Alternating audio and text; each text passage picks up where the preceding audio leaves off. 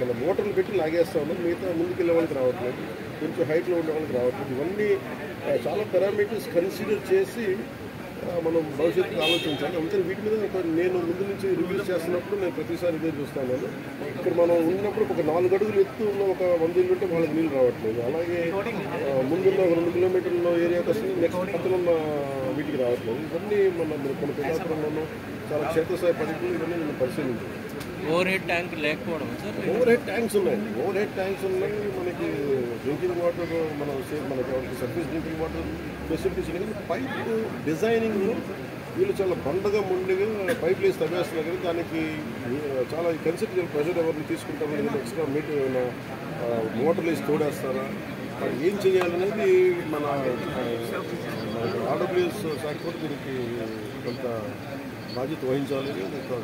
Deputy CM ఈ సౌర విద్యుత్ ఒప్పందాలకు సంబంధించి ఆంధ్రప్రదేశ్ గతంలో ముఖ్యమంత్రిగా ఉన్నటువంటి జగన్మోహన్ రెడ్డికి దాదాపు 1750 కోట్ల రూపాయలు ముడుపులు ముట్టినట్టుగా అంబేద్కర్ న్యాయస్థానంలో అభియోగాలు నమోదైనాయి. దానిపైన ఏ రకంగా మీ అది నేను లాస్ట్ 2 days నుంచి ఒకసారి మొత్తం పరిశీలిస్తాను. ఒకసారి ముఖ్యమంత్రి గారితో మాట్లాడి దీని మీద అంటే అవినీతి నిరోధక శాఖ కూడా కేసు పెట్టాలని డిమాండ్. వీటన్నిటి మీద ఉన్నాయి డిమాండ్స్, వీటన్నిటి పరిశీలించి దీన్ని తెలియజేస్తాం. రాష్ట్రంలో రోజుకో కుంభకోణం బయటపడుతుంది.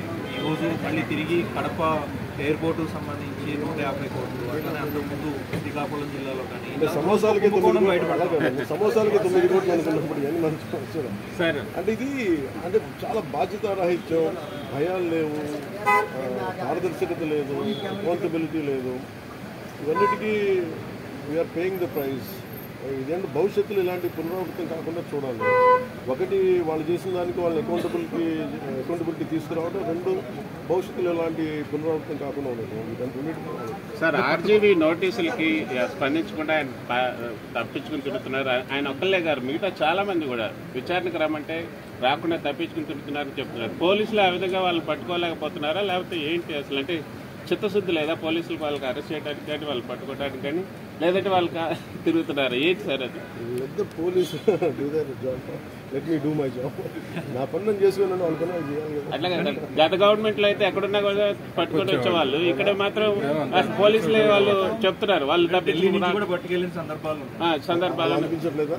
ఇలా అనిపించట్లేదు. పైగా ఇప్పుడు చంద్రబాబు గారి మీద నందిగామలో దాడి చేసిన వాళ్ళు సింపుల్ గా కోర్టుకు వెళ్ళి వచ్చి మేము బయటకు వచ్చేసామని చెప్పి కాలర్ ఎగరేసుకునేటువంటి పరిస్థితి కనిపిస్తా ఉంది. పోలీసులు కళ్ళు కప్పి వాళ్ళు అంత ఇదిగా తప్పించగలుగుతున్నారా? లా అండ్ ఆర్డర్ హోమ్ నేను చేయట్లేదు. సో మీరు ఇది అడగాల్సింది మీరు ముఖ్యమంత్రి గారు. కూటమి ప్రభుత్వం కాబట్టి మీరు పంచాయతీరాజ్ గురించి అడిగితే నేను చెప్పగలను. కొన్ని ఇది మా ఇంటర్నల్గా ఏం జరుగుతుందో ఒకసారి మీరు చెప్పినవన్నీ సమిష్టి బాధ్యత కదా సార్. ఖచ్చితంగా నేనే అన్నీ తప్పించుకోవట్లేదు కదా, కానీ ఒక మాట చెప్పేటప్పుడు కొంచెం బాధ్యతగా చెప్పాలి కదా. సో మీరు మా మీడియా మిత్రులు అడిగారు ఢిల్లీలో, ఇవన్నీ నేను మా ముఖ్యమంత్రి గారి దృష్టికి, హోంమంత్రి గారి దృష్టికి తీసుకెళ్తాను. ఏం చెప్పంటారు చెప్పండి, మీ మాట నేను తీసుకెళ్తాను. అంటే మిమ్మల్ని అంత ఇబ్బంది పెట్టినప్పుడు, అంత ధైర్యంగా ఆంధ్ర పోలీసున్నప్పుడు ఈరోజు ఆంధ్ర పోలీసు ఎందుకు తట్టుపాయిస్తున్నారు అడగాలి కదా. ఖచ్చితంగా